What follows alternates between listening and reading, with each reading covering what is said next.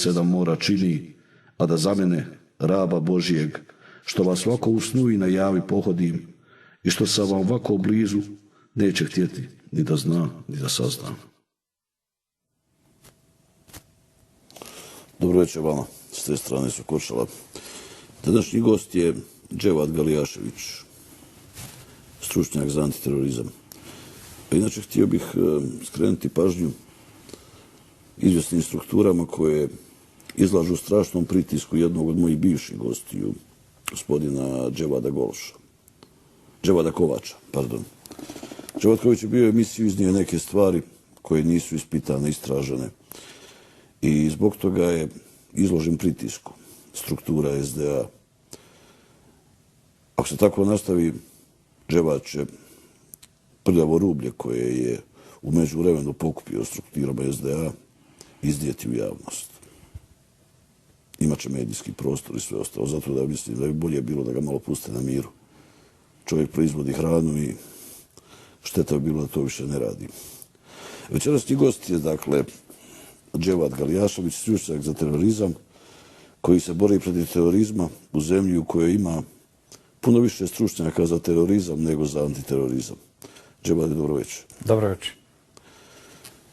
Pričali smo puno stvari prije ove emisije, tako da ako spomenemo samo dio njih, bilo bi dobro. Kakva je razlika, recimo, između onoga što smo nekad zvali Al-Qaida i ovoga što sad zovemo ISIL? Jedno i drugo su američki nazivi. Al-Qaida je američki program koji je imao spisak tih ljudi spremnih da destabilizaciju Bliskog istoka, a ISIL je Islamic State, Iraq and Levant. I to je američki naziv. To mi u najmanju ruku čudno. Kakva je razlika? Stoji razlika. Jeste Al-Qaida nekada bila jedan program koji je podrazumijevao bazu podataka o licima koja su upućivana u Afganistan. U stvari, afganistanski veterani su napravili mrežu unutar Bosne i Hercegovine. A ako govorimo o bezbjednosnoj prijetnji, stepenu bezbjednosne prijetnje, onda recimo da je Al-Qaida u stvari ona organizacija koja izaziva neposrednu, direktnu i stalnu prijetnju po mir i stabilnost Bosne i Hercegovine. To je ćelijski organizovana teroristička... iz ovu ISIL. Da, to je ćelijski organizovana teroristička organizacija, dakle, koja napada nezaštićene mete, trgove, pijace, napada tamo gdje se ne očekuje i napada ponekad bezumno, napada samo zato da bi izazvala širenje straha. To je američki projekt i danas. Dakle, to je nekad bio američki projekt. Onog trenutka kada je Osama Bin Laden pokušao da izađe iz programa destabilizacije cijelog Bliskog istoka, Amerikanci su ga ubili i nastavili sa destabilizacijom sa njegovim zamjenikom. Al-Qaida je u stvari spoj vehabizma, spoj vehabijskog vjerskog koncepta, vjerske doktrine i spoj političkog radikalizma muslimanskog bratstva. Dakle, to dvoje zajedno, to je Al-Qaida. Daesh, ISIL je u stvari nešto drugo. To je nešto što je nastalo kao devletul Irak i u stvari možemo prevesti kao vlada Iraka. Poslije okupacije vodio je Omar el-Bagdadi iz Bagdada. Kad je umro 2010. godine, opor koji je ostavio da to ostane u nasljeđe Ebu Bekru el-Bagdadiju, današnjem halifi Daesha, odnosno ISIL-a, kako su ga Amerikanci zvali. ISIL je vojno-politička organizacija, njena ideologija i ambicije koje ona budi kod muslimana su razorne po bezbjednost u svijetu. Dakle, oni nemaju značajnu infrastrukturu ni u Evropi, ni u Bosni i Hercegovini. Imaju simpatizera. Neki od simpatizera njihovi su hapšeni u raznim sudskim procesima i tu i vidimo razliku. Dakle, dok simpatizeri Daesha, koji je otkazao poslušnost Sjedinjenim Američkim Državama, se hapse, dotle se Al-Qaidine vojne formacije rehabilituju, održavaju, kontraobavještajno štite i od strane našeg obavještajnog i bezbjednosnog sistema. Dakle, Daesh i Al-Qaida su dvije prijetnje koje izlazi iz istog ideološkog izvora i trebamo ih tretirati kao ozbiljne prijetnje, bez obzira što je taj Daesh ili ISIL u stvari prilično složena vojna politička organizacija koju čine i islamisti, dakle i teroristi, razočarani teroristi Al-Qaide, ali čine i bivši oficiri vojske Sadama Huseina. Sjetimo se generala Ibrahima Ezata, koji je isto tako rođen u Tikritu kao i Sadam Husein, koji je i lični prijatelj bio Sadama Huseina. Dakle, sjetimo se pojedinih funkcionera Bas partije iz Iraka i iz Asadovog režima u Siriji, dakle sunita koji su razočarani Bliskim istokom. Da, to je interesantno. Ali čini mi se da vlasti u Bosni i Hercegovini najviše energije troše na dokazivanje da Bosna i Hercegovina nema terorističke baze, da nema potencijalne teroriste, da ovdje nije rasadnik terorista. Više energije troše na to dokazivanje nego na borbu protiv terorizma. Kad govorimo o zajedničkim institucijama u Sarajevu, mi u stvari govorimo o Bakiru Izetbegoviću.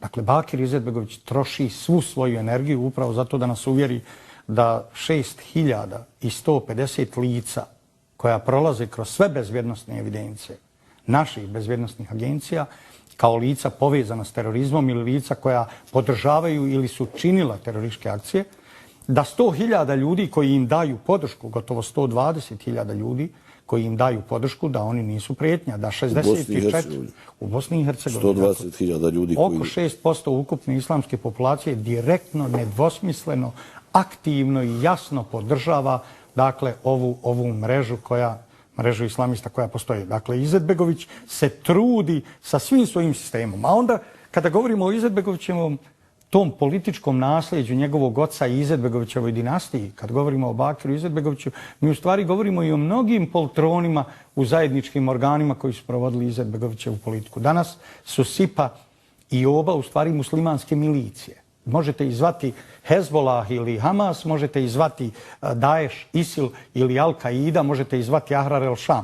Njihova funkcija je geopolitička zaštita ovoga, odvlačenje pažnje od terorističke prijetnje, odvlačenje pažnje od priče o 64 antiustavna naselja, teroristička kampa koji su oni napravili po raznim selima, o činjenici da tamo funkcioniše poligamija, o činjenici da tamo djeca ne prolaze osnovno školsko obrazovanje propisano zakonom, o činjenici da se tamo vrše vojne i nevojne obuke, o činjenici da se njihovo finansiranje ostvaruje upravo kroz pranje novca. Finansiranje terorizma u Bosni i Hercegovini se vrši pranjem novca. Onda nas moraju uvjeriti Bakirovi odani kadrovi iz Republike Srpske poput Mektića ili Stanića, dakle u SIPI moraju nas uvjeriti da pranje novca može doći kada dignete kredit u nekoj banci pa će oni provjeravati tu vrstu pranja novca. Pranje novca je, dakle, donešen je poseban zakon o pranju novca, 6 novih tužilaca imenovano, ali taj zakon se zove Zakon o sprečavanju pranja novca i finansiranju terorističkih aktivnosti. Dakle, nijedna finansijska operacija Al-Qaide i Islamske države nije spriječena, nije čak ni otvorena kao istraga, nijedna propagandna aktivnost ovih sistema terorističkih nije nikada ni spriječena i to je uloga upravo Bakira Izetbegovića i naravno njegovih ljudi. Prije svega Osmana Mehmedagića Osmice u obavještajnoj bezbjednosnoj agenciji koji jeste islamista po vokaciji, koji je prošao određene vrste obuka i u Turskoj, dakle, i koji je bio islamista, bio prisutan i u Velikom parku u vrijeme Dobrovoljačke ulice, bio prisutan kao osoba koja koordinira AID, strukture AID-a sa islamistima. Danas on u stvari nasilno snima, observira, prati, uhodi javne funkcionere i bez određenih i potrebnih ovlaštenja. Zato padaju i tužioci, zato padaju pojedine sudije, upravo zato što nezakonito ovaj sistem bezbjednosti je stavljen u ovu funkciju kako pitanje i glasi. Dakle, naš sistem bezbjednosti, a tu mislim na Ministarstvo bezbjednosti, tu mislim na agenciju SIPA i tu mislim na obavještajnu bezbjednosnu agenciju, u stvari kontraobavještajno štiti i pokriva islamiste, teroriste u ovoj zemlji. Ja se tješim, ako je to utjeha time da je ovdje baza, a ne cilj. Zato nemamo toliko opasnosti, jer opet tu gdje je baza terorizma, tu i ne napadaju toliko. Napravit ćemo malu pauzu. Možemo nastaviti, može. Može. Pričamo s Dževadom Garijaševićem, stručnjakom za antiterorizam. Mada poznajemo više stručnjaka za terorizam nego za antiterorizam. Dževade, počeli smo pričati o strukturama vlasti koje su duboko involvirane u te mreže saudijske, koje li već. Stvari se mijenjaju. Turska polako okreće leđa Americi, a okreće lice prema istoku, znači prema Rusiji. Gulen koji je ovdje imao jako veliki utjecaj, proglašen je teroristom, neprijateljem broj 1. Amerika, ne znam što sad radi, kakav utjecaj ima u Turskoj, ali je vrlo lako moguće da će oni promijeniti svoju politiku prema Turskoj sada kada Erdogan više vjeruje Putinu nego Baracku Obami. Barack Obama inače se odrekao islama, je li tako? Zar nije to najveći grijeh u islamu? Tačno, onaj koji je bio Kako muslimani mogu sarađivati s njim ako se on odrekao? Kako ga muslimani mogu poltronski slušati, poltronski slijediti? Za islam ne postoji veće iznevjeravanje vjerskih principa. Haram broj 1. Da zanijekate poslanika i Allaha. Dakle, to je Barack Obama uradio. On je rođen u islamu, njegov otac je Husein Obama. On je ovo što radi u stvari najveći zločinac prema islamu. Mnogi politički lideri poput i Bakira Izetbegovića samo čekaju mig iz 10. političkog koljena Baracka Obame pa da izvrše određene naloge. Vi ste oko teze o Bosni i Hercegovini kao bazi potpuno u pravu. Dakle, Bosna i Hercegovina jeste baza, ali je nikada nisu zaobilazile terorističke akcije. Dakle, imali smo mi u zadnjih godinu i pol, u prošloj godini pojedinac, dva pojedinca. Imali smo ubistva policajca u Zvorniku, Đurića, imali smo ubistvo 2 vojnika, jednog Bošnjaka, jednog Srbina u Sarajevu, u Rajlovcu. Imali smo bacanje sumnjivih pirotehničkih sredstava pod vozilo generala Jeleča. Imali smo pokušaj linčovanja premijera Srbije Aleksandra Vučića. Dakle, ništa od toga nije istraženo. Upravo zbog ovoga što smo i rekli. Dakle, od Bosnu i Hercegovinu davi nasljeđe Alije Izetbegovića. Ono je olovni uteg i zajedničkom životu i saradnji Bošnjaka i Srba. Dobro, i Hrvata. predsjednik, jedan od 3 predsjednika iz ovog troglavog predsjedništva je nasljedstvo Alije Izetbegovića. On je, dakle, pripadnik te Izetbegovićeve dinastije koja na totalitaran, kriminalan način... Kako Bašar el-Asad ne može biti sin svoga oca i nasljednika? Asad je prilično građanski orijentisan političar. Amerikanci traže ovakve ucijenjene islamiste, prividne islamiste koji su u stvari korumpirani političari. Izetbegović je osoba povezana sa političkim ubistvima, osoba koja je povezana na određen način sa ubistvom Joze Leotara, osoba o kome su informisale austrijske službe bezbjednosti, tadašnji MUP federacije, i predmet je sa kompletnom dokumentacijom ustupljen Jozi Leotaru. Jozo Leotar je ubijen posle toga.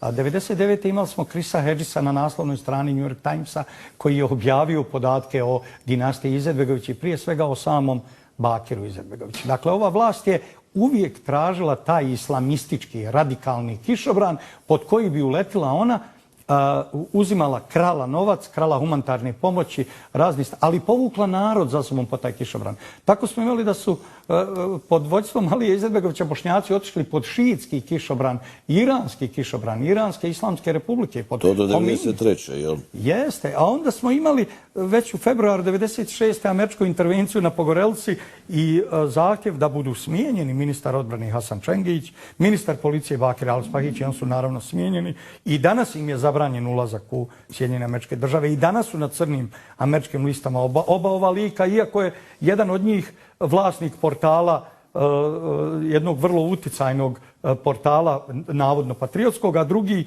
je predsjednik Sabora Islamske zajednice. Hasan Čengić je predsjednik Sabora Islamske zajednice. Dakle, poslije akcije na Pogorelci, kada je razbijen taj teroristički kamp i kada su zatečeni i neki iranski instruktori, Izetbegović je dobio poruku da mora snažnije se okrenuti Saudijskoj Arabiji i saudijskim vehabijama. I on je omogućio vehabijama da naprave tu široku mrežu koju nije bilo teško ni praviti. Imali ste puno mudžahedina, imali ste 5000 zaostalih ratnika koji su prihvatali već tada taj vehabijski koncept. Međutim, 2001. godina ponovo traži od dinastije Izetbegović da naprave zaokret. Kada je 2001. godine kada su napadnute Sjedinjene Američke Države uz znanje i njihovih tajnih službi i mnogih islamista iz Bosne i Hercegovine, podsjećat ću vas da je glavni organizator bio državljanin Bosne i Hercegovine Halid Šejk Muhamed, glavni organizator 11. septembra, kome se i danas sudi, da su dva ključna pilota, Navaf El Hazmi i Halid Al Mihdar, bili bosansko-hercegovački državljani, da su živjeli u Bočinji, drugi u Bakotiću, odmah do Bočinje, da su praktično od 19 lica koja su navedeni kao Saudici, dakle, od 19 lica koji su akteri, ispostavilo se da je 5 ili 6 potpuno izmišljenih identiteta. Dakle, tada posle 11. septembra Izetbegović je dobio jasan nalog da napusti Saudijsku Arabiju. Da prekine on nije napustio ni sa Iranom, ni dan danas. Nije ni tada napustio sa Saudijskom Arabijom, ali 2005. godine već smo vidjeli intenziviranje Izetbegovićevog sina, juniora u dinastiji Bakira, kako ide prema Erdoganu i kako uspostavlja i određene i političke i poslovne, dakle i finansijske odnose sa Erdoganom i kako Erdoganu bukvalno daruje amanet, talin da brine i skrbi o Bosni i Hercegovini. Danas imamo ponovo zaokret. Turska je napadnuta od američkih tajnih službi. Američke tajne službe su pokušale. Imali taj puč veze. Da, američke tajne službe su pokušale uz pomoć vojske, jednih dijelova vojske i Fethullah Gulena da ubiju Erdogana. Dakle, sudbina ovakvih islamističkih lidera poput Erdogana koji su poltronski odani Sjedinjenim Američkim Državama je sudbina koja čeka i Bakira Izetbegovića, da u jednom momentu bude natjeran na odstupanje i da prihvati to odstupanje kao neminovnost. Izetbegović sada ima taj problem što je Erdogan shvatio da je u snažnijoj komunikaciji i saradnji sa Amerikancima, u stvari njegov život i dalje je ugrožen, da Amerikanci žele da destabiliziraju Tursku, on zato hapsi. U Turskoj 28.000 ljudi je u zatvoru, 50.000 ljudi je ostalo bez posla i tako dalje. Procesuirano je mnogo ljudi, ali sada kad se vratite u puč u kome je Erdoganov mentor Erbakan bio oboren i Bülent Ecevit i Sulejman Demirel iz 80. godine, vi ćete vidjeti da je vojska tada uhapsila 960.000 ljudi, gotovo 1.000.000 ljudi. Da je vojska 65 osudila na smrt, da je 6 smrtnih kazni izvršeno. Dakle, kada pogledate da je pola miliona ljudi ostalo bez posla. Tada Amerikanci nisu imali ništa protiv, jel? Ne, on su to uvijek. Svi vojni udari u Turskoj su, otkako je Turska praktično ušla u NATO pakt i otkako je ta američka baza Incirlik u stvari postala centar za promjenu režima. Ono što je Erdogan posijao kod Turaka, to je taj neo-osmanski identitet, ne samo kao politički, nego i kao istorijski, u smislu mi smo velika nacija i nas niko ne može povlačiti kao malu igračku, smjenjivati. To je legitimno na kraju. On se ne smije odreći te ideologije, jer ne smije se odreći tog koncepta i on zato da bi sačuvao glavu, da bi sačuvao tu ideju Turske kao značajne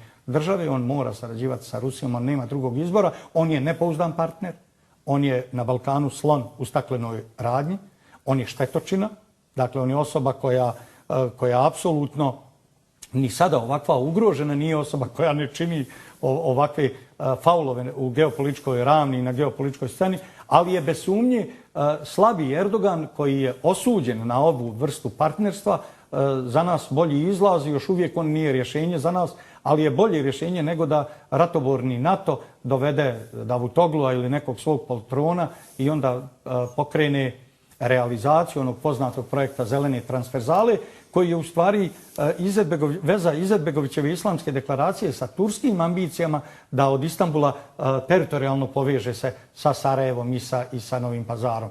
Dakle, upravo... Ja mislim da više nema snage za to. On sada nema snage za to. I to je jedina dobra stvar u cijeloj ovoj priči.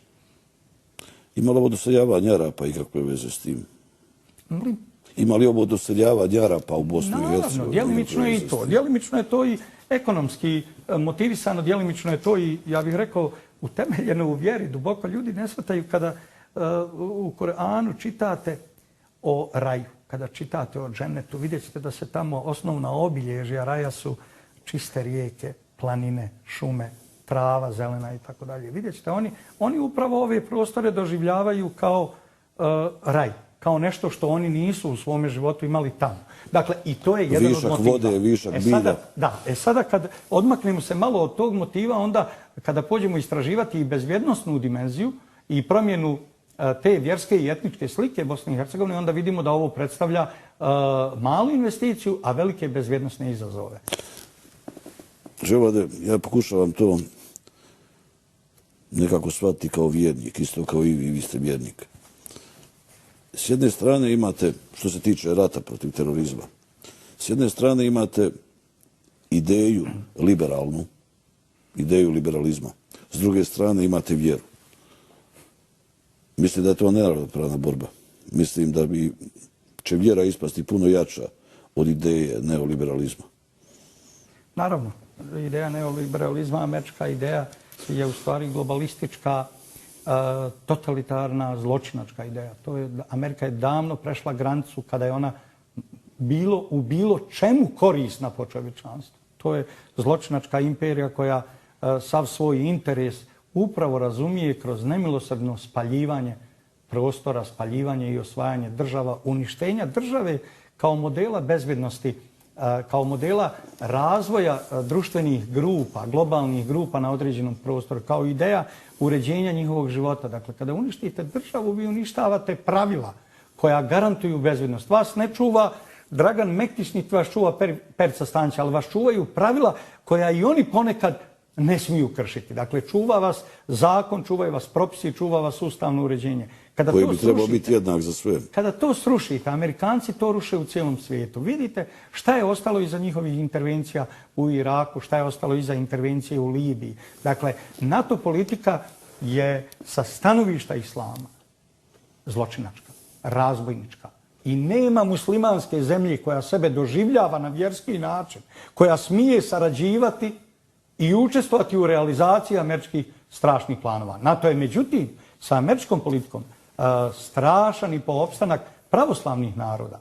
Dakle, po opstanak naroda koji tradicionalno poštuju državu i crkvu. Dakle, tradicionalno se oslanjaju na vjerske vrijednosti u odnosu prema Bogu, prema ljudima, prema drugim zajednicama i prema svojoj državi. Tradicionalno, dakle, Amerika uništava te države, Amerika izaziva te sukobe malih razlika i pokušava sukobiti te zemlje međusobno. Nema pozitivne politike koju Amerika može u bilo kojoj zemlji, Bugarskoj, Rumuniji, Ukrajini, dakle, da može išta donijeti pozitivno. Amerika tamo donosi oružje i Amerika tamo donosi ovu ideologiju o kojoj govorite. To je ideologija koja ne poštuje Boga i to je ideologija koja ne poštuje ljude. Dakle, mi danas svjedočimo da je Amerika kao globalna sila, dakle, nanijela neprocjenjive štete u ovih posljednjih 20 godina, da je pobila mnogo naroda, da je uništila mnogo država i da iza njihovih intervencija je ostao samo haos. Danas kada čujete obrazloženja koja oni daju, kada govore o neprihvatljivosti da Bašar Asad vodi Siriju. Pazite, kažu neprihvatljivo je da on vodi Siriju. Neprihvatljivo je da Asad bombarduje Alep. Pa Asad ne bombarduje Alep. Asad bombarduje teroriste u Alepu. Asad bombarduje Nusra front, Džabhatun al-Nusra.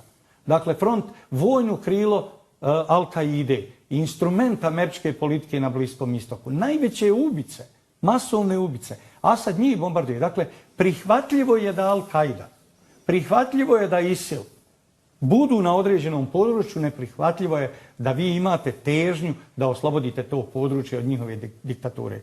Dakle, ovo što je američki neoliberalizam darovao u svijetu, to je haos, to su razaranja i to je, ja bih rekao, koraci koji nas vode ka jednom globalnom sukobu, ka obnavljanju sukoba istoka i zapada u geopolitičkom smislu i kao jednom, ja bih rekao, razaranju koje može biti najveće u istoriji. Pa zašto onda ovdje ljudi kod nas imaju toliki zazor i respekt od američke ambasade? Zato što su primitivni, zato što ne gledaju kretanje u svijetu, zato što misle da smo mi pod staklenim zvonom, zato što misle da događaji koji se dešavaju u Bosni i Hercegovini, odnosi među narodima, nemaju veze sa onim što se događa u Siriji. Oni ne znaju napraviti paralelu. Da kažu, pa čekajte, Amerika je zločinac bila u Iraku. Tamo je pobila 2 miliona ljudi. Zato zbog oružja za masovno uništenje, kojeg nema. Ali američki Washington Post će vam objaviti tekst prije 2 dana, pa će to američka štampa da nosi kako je Saddam Hussein imao tajnu sobu za mučenja u srcu Washingtona i New Yorka. Pa zamislite dakle, treba biti primitivan pa povjerovati u ovu američku retoričku i političku akrobaciju koju stalno izvode. Dakle, kada pogledate njihova objašnjenja onoga šta oni rade, Pa to treba jednostavno da budete operisani od razmišljanja. To treba da pogledate i da kažete čekajte, na ovom prostoru žive Srbi, Hrvati i Bošnjaci, oni moraju naći put jedan do drugog ili će američka ta neoliberalna politika nastaviti da ih zavađa i nastaviti da u stvari ona bude bitan element. Zašto bi neka ambasada bila bitna ovdje? Kome je bitna? Samo malim ljudima koji ne vide ulogu ni naroda u istoriji, ni svoje države. To sam ja primijetio, recimo, kad su Srbi i Bošnjaci na pragu dogovora, uvijek bude intervencija iz američke ambasade. Željko Cvijanović je vlasnik Novog standarda, ima jako zanimljivu tezu. On ju je iznio i ta je teza apsolutno istorijski i politički tačna. Da su uvijek bošnjačke elite bili instrumenti pojedinih velikih sila i da su zloupotrebljavali vlastiti narod i uvodili ga u haos i razaranja. To se desilo i u Prvom svjetskom ratu, to se desilo u Drugom svjetskom ratu, to se desilo i u ovom ratu. Dakle, 1991. 1995. odnosno u Bosni i Hercegovini 1992. 1995. Ali narod bošnjački i narod srpski su poslije, nakon što su samo prestale ratne trube, nakon što je prestalo pucnjava, odmah su našli međusobni kontakt, odmah su našli dodir, odmah su našli mogućnosti saradnje. Dakle, međutim, i dalje su bošnjačke elite ostale ona kočnica koja sprečava Bošnjake da ono što intimno žele, ono što intimno osjećaju u kulturnom smislu, u identitetskom, pa i svakom drugom smislu, dakle, da urade, da nađu puteve sporazumijevanja sa Srbima. Dakle, pogledajte vi pojedine emisije iz Beograda, koliko je ljudi našlo i na Pinku i na Grandu i ko zna na kojim televizijama, koliko Bošnjaka danas ide tamo da promoviše svoju sposobnosti ili interpretacije umjetničke ili nešto drugo.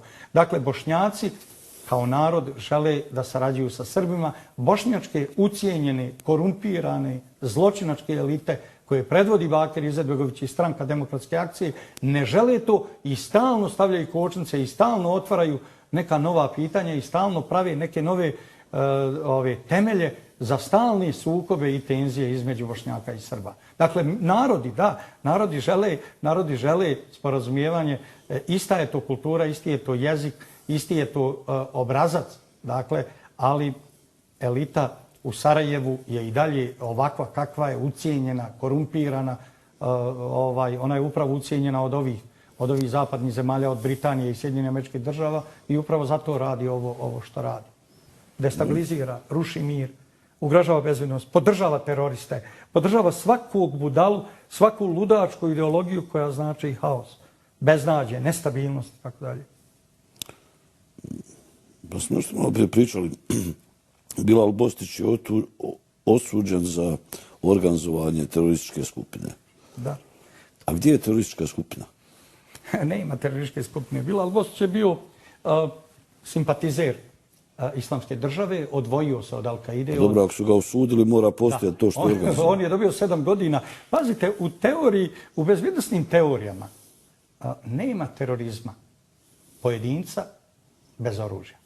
Dakle, ako govorimo o pojedincu bez oružja, nema, to nije terorizam. To je nešto drugo. Može biti planiranje i izazivanje nestabilnosti, izazivanje straha kod nekih ljudi. Može biti ugrožavanje bezbjednosti. Može biti nasilničko ponašanje. Samo pričanje nije terorizam. Terorizam nije. Dakle, ovo što je Bilal Bosnić radio, on nije imao grupu, da je imao, bila bi ta valjda grupa procesuirana. Ili tu grupu prikrivaju u Sarajevu. Dakle, ali nema te grupe, a presudite ga pravosnažno kao nekoga koji je organizovao terorističku grupu, koja je vama nedostupna. A onda, dakle, mi znamo da je 95% Bošnjaka u Nusra frontu. Dakle, ako govorimo o 400 ratnika, mi govorimo tek o malom, beznačajnom broju od 20-ak ljudi koji se nalaze u Islamskoj državi i koji je Bajro i Kanović odvukao u Islamsku državu. Sve ostalo predvodi Nusret Imamović. Nusret Imamović ima 2 pasoša, Bosne i Hercegovine. Objasnite mi kako u mehanizmu CIPS-a u ovom projektu, kako uopšte neko može imati 2 pasoša potpuno identičnih brojeva, samo razlika jedna viška 0 u sredini tog broja i drugačije je godište. U jednom je 77. u jednom je 71. Kako se ti pasoši izdaju i zašto Nusret Imamović nije pod crvenom Interpolovom potjericom kao vođa ovih 64 paradžemata i kao vođa ratnika u Siriji? Zašto u stvari nijedan ratnik u Siriji još uvijek nema raspisanu Interpolovu potjernicu. Imate 7 zbog porodičnog nasilja Interpolovih crvenih potjernica u Bosni i Hercegovini. Dakle, jadno je... Interpol je pod američkom kontrolom. A da pome, jadno je slušati obrazloženja koja čujemo iz Sarajevo i gledati radionce koje povremeno i OEBS organizuje kao i onu u Konjicu u kome pokušavate uvjeriti narod da je terorizam izraz socijalnih prilika. Da je to isključivo, da ljudi odlaze na ratište isključivo zbog socijalnog momenta. To je besmislica. Vjerski fanatizam je prvi uslov terorizma. Organizacionalna uvezanost sa terorističkim grupama je drugi uzrok. I treća, fanatizam, besperspektivnost može biti kao element. Ali po tome bi Bangladeš sa 167 miliona siromašnih muslimana trebao biti glavni izvor i Al-Kaide i Islamske države. Ali nije. Pakistan sa 182 miliona stanovnika ili Indonezija sa 265 miliona muslimana. Dakle, besmislice. Vlasti u Sarajevu, to je u stvari Bakir Izetbegović, vlasti u Sarajevu podržavaju ove grupe, provodeći očigledno zapadnu politiku. Ne bi oni mogli ovako se ponašati da iza toga ne stoje zapadne vlade i njihove tajne službe i da ti stavovi ne dolaze preko u stvari tih zapadnih ambasada do samog Izetbegovića. Dževade, da vam kažem, nisu samo muslimani u tome. Kad ja vidim na rukicama američke satiće i izraze kao što su monitoring, happening i ostalo, odmah mi je jasno gdje su bili na instrukcijama. Napravit ću malu pauzu prije toga. Pričamo s Dževadom Galijaševićem o terorizmu. Mala zemlja za veliki terorizam. To sa pasošem koji ima male razlike je jako korisno. Ako recimo uđete u Guatemalu s jednim pasošem, izađete s drugim, imate šanse da vas traže u Guatemali, ali ne u Siriji. I zato služi taj pasoš sa 2 pasoša sa različitim brojevima. Da, za mene je pitanje zašto to mogu objaviti Ujedinjene nacije u konsolidovanoj listi terorista, saradnika Al-Kaide i Daesha. Zašto oni imaju taj podatak? Dakle, ta konsolidovana lista je objavljena i zadnja prije 20 dana. Zašto oni mogu imati taj podatak i zašto se u vezi s tom činjenicom ništa ne poduzima?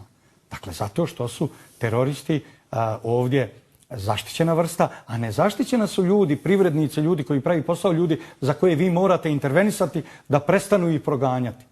Zamislite u kakvoj mi onda zemlji živimo. Pa vi ste nosilac više krivičnih prijava zbog istine i večeras ste zaradili jednu, vjerovatno i ja, možda i ja. Morate znati da ja nikada nisam osuđen. I to je interesantno. Ni krivično, ni prekršajno. Mene su ganjali. Sudovi služe za maltretiranje. Da, i izlazio sam ja na sudove i tužili su me i dok je krivično djelo bio javni govor i tužili su me šefovi policija, imao sam suđenje u Sarajevu i uvijek sam oslobođen bio. Tužio me Mehmedović. Kad sam govorio o njegovim zločinima i to u emisiji 60 minuta, tužio me sudu kantonalnom u Sarajevu, jer je sjedište televizije, federalne u stvari tamo, i vodili smo to suđenje dugo i Mehmedović je dobio 16.000 maraka troškova sudskih. Ja potpuno naravno oslobođen. Tužili su me ljudi, direktori pojedinih agencija, šefovi policija, tužili su me poslanici iz državnog parlamenta poput Ekrema Janovića. Tužakali su me ljudi. Dakle, suština je ovo. Koliko ste sposobni dokumentovati i dokazati ono što govorite. I ovo što mi govorimo, vjerujte da je Bog do ova sva istina. Ovo je samo djelić jedne istine o odsustvu bilo kakvog političkog i bezvjednostnog sistema u ovoj zemlji. O činjenici koliko je ova zemlja kao metafora, kao pojam članice Ujedinjenih nacija zloupotrijebljena u terorističkoj rani. U ovome zloupotrebljena kao baza za razvoj terorističkih grupa i za potencijalna geopolitička pješadija. Izetbegović što mora reći narodu. Dakle, on mora reći narodu, ja vas vodim da budete geopolitička pješadija, da ginete u američkim ratovima, da pričate o islamu, a da služite Amerikancima i Britancima. Dobro, imao je dogovor s Clintonom o 5.000 ljudi u zamjenu za NATO intervenciju, ali zaobićemo tu temu, pošto mi od te teme više muka. Da. Htio sam pitati, evo talijanski novinar sa prvog programa talijanske televizije, koji mora držati do sebe i do prvog programa talijanske televizije. Je li prvi program bio? napravio je reportažu o tome kako se ovdje lako može doći do pušaka i kako je Bosna i Hercegovina najvjerovatnije glavni logistički centar za Europu, za terorizam. I uspio je napraviti dokumentarac u kojem se onako hladno prodavalo i kupovalo oružje za ne baš velike cifre, možda čak manje nego što vrijedi kad je tek proizvedeno, onako bez provizije. I vlasti su brže bolje potrčali da proglase to falsifikatom. Ja sam gledao neke dijelove tog filma i ne bih rekao da ako ti ljudi glume, onda mislim da Spielberg mora da ih angažuje, tako dobro glume. Ali da mogu razumjeti da je ljudi glume, ali zar oružje glumi oružje? Ono je bilo pravo oružje. Ima o tome jedna naša poslovica o mužu koji se švalerao i kad ga je žena zatekla sa švalerkom, kaže mu, jesam ti govorila se švaleraš? On kaže, ma ne švalera, majke, pa kako, kaže, ne švaleraš, eto ti je. Ma kaže, pa nije valjda da više vjeruješ svojim očima nego meni. A Mektić od nas očekuje da više vjerujemo njemu nego svojim očima. Dakle, ono što se desilo ovdje, to je mali dio našeg problema. Dakle, da, na ovoj čistoj manufakturi, na ovoj sitnoj berzi naoružanja i opreme, mi smo zemlja u kojoj možete slobodno trgovati, prodavati. Ne postoji strah od progona. Zašto? Zato što država to isto radi u daleko većem obimu, sa daleko većim potencijalima i na daleko brutalniji način. Svo naše oružje i oprema danas ubija muslimane u onim ratovima na Bliskom istoku. Dakle, pazite, imate mnoge konvencije evropske da ne smijete izvoziti naoružanje u zemlje u kojima postoji potencijalna mogućnost sukoba, etničkog ili vjerskog, a pogotovo negdje već postoji rat. Ne smijete, dakle, i zbog toga je procedura izdavanja vanjsko-trgovinskih dozvola prilično složena. Imate tu uključeno i Ministarstvo bezbjednosti, imate tu Ministarstvo vanjskih poslova, imate tu obavještajnu službu koja vam mora dati mišljenje o krajnjoj destinaciji. Morate i dobiti na kraju potvrdu sa krajnje destinacije. Dakle, uprkos tome, dakle, razne turske kompanije u ovoj zemlji izvoze naoružanje i naoružavaju Al-Kaidu, razne, hrvatska kompanija jedna, neki naši regionalni trgovci izvoze naoružanje i opremu i prodaju ga isključivo terorističkim grupama i organizacijama. Dakle, mi navodne firme iz Saudijske Arabije, navodne firme neke iz Evropske unije, imate bugarsku i rumunsku firmu, dakle, izvoze u ogromnim, enormnim količinama naoružanje i opremu koji služi za ubijanje ljudi. Dakle, mi to ne bi smjeli raditi. Prilično se ti podaci drže dramatično sakriveni od javnosti. Čak izvještaj za proteklu godinu se radi u drugoj polovini godine. Dakle, praktično je nedavno tek završen izvještaj za prošlu godinu o trgovini naoružanjem i vojnom opremom. Dakle, kad sad uzmete u obzir to, zašto ne bi neki taksista ili neki siromašni građanin prodao pušku koju ima pod krevetom, koji je čuvao od rata? I prodao i zaradio to kad je naučio da je njegova država banditska, kriminogena i da to isto radi iz Sarajeva konstantno, non stop, u ogromnim količinama. Dakle, naše oružje, da, to je ono oružje koje je ubijalo po Parizu. Da, naše su puške ubijale na Charlie Hebdou, naša je municija streljala u Briselu, naša municija iz konjica, dakle, se reklamirala po svijetu kao dobra, iako je neperspektivna, iako je zastarjela, ipak puca. Dakle, kada pogledate... Pa da, ona ubija. Dakle, kad pogledate tu namjensku industriju u Federaciji, tih 6 fabrika, od kojih je 5 stavljeno pod direktnu američku kontrolu Hovel mašina, dakle, i kad pogledate način na koji mi naoružavamo svjetske bande i naoružavamo svjetski kriminal i svjetske terorističke organizacije, pa šta tamo neki sirotan otišao do koga je ovaj došao iz Italije?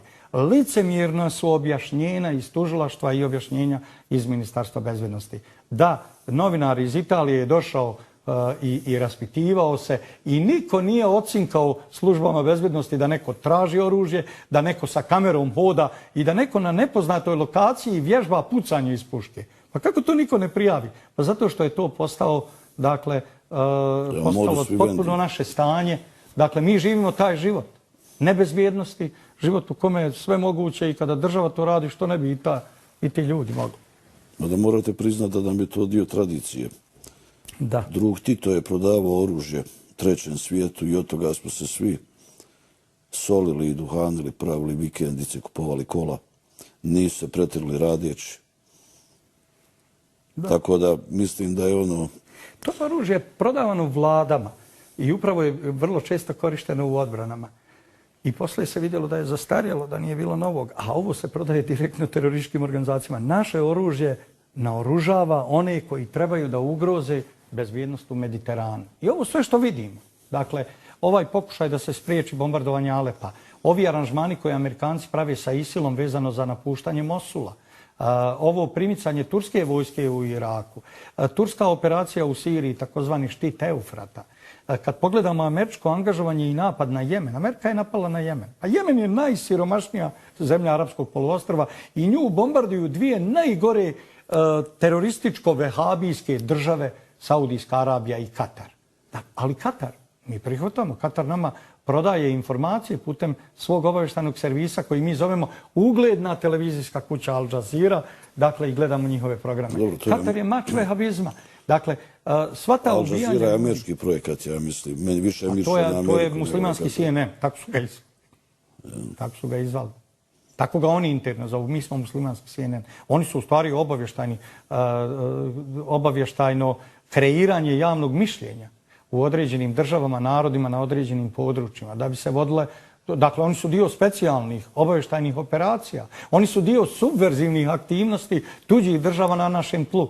Dakle, i oni su priprema za ovo. Njihovi releji ne služe samo za ovo, da vam emituju signal, nego služe i za uhođenje i praćenje, za nadzor na telefonskim i drugim komunikacijama, za satelitsko pokrivanje cijelog prostora, pokrivanje političara, ucjenjivanje političara, smjenjivanje uticajnih ljudi. Dakle, mi smo neslobodna država. Ja sam kao mlad čovjek izbačen iz partije sa 22 godine, 84. godine, dakle bio sam taj čitav život nekako, ja bih rekao, predmet komunističkog progona.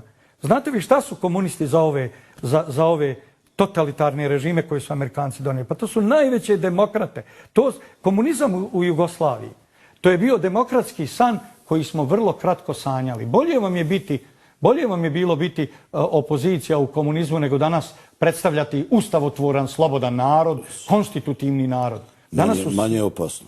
Manje opasno. Danas je, dakle, Amerika u stvari uništila našu predstavu o totalitarnom režimu u kome smo živjeli. Ne, mi smo živjeli u demokratskom, slobodnom, bezbjednom, pravno uređenom sistemu najviše socijalne, zdravstvene zaštite, sistemu sa dobrim obrazovanjem, sistemu u kome nam je garantovana bila i imovina, imovinska sigurnost, lična sigurnost. Danas smo nezaštićene mete, danas mi hoćemo ovu sudbinu, danas naši političari u stvari puze, gmižu pred ovim nekim trećerazrednim predstavnicima tih totalitarnih upravnika nad ovom zemljom. Ja Bože sačuvaj, kad i vidi čovjek, sve mi jasno.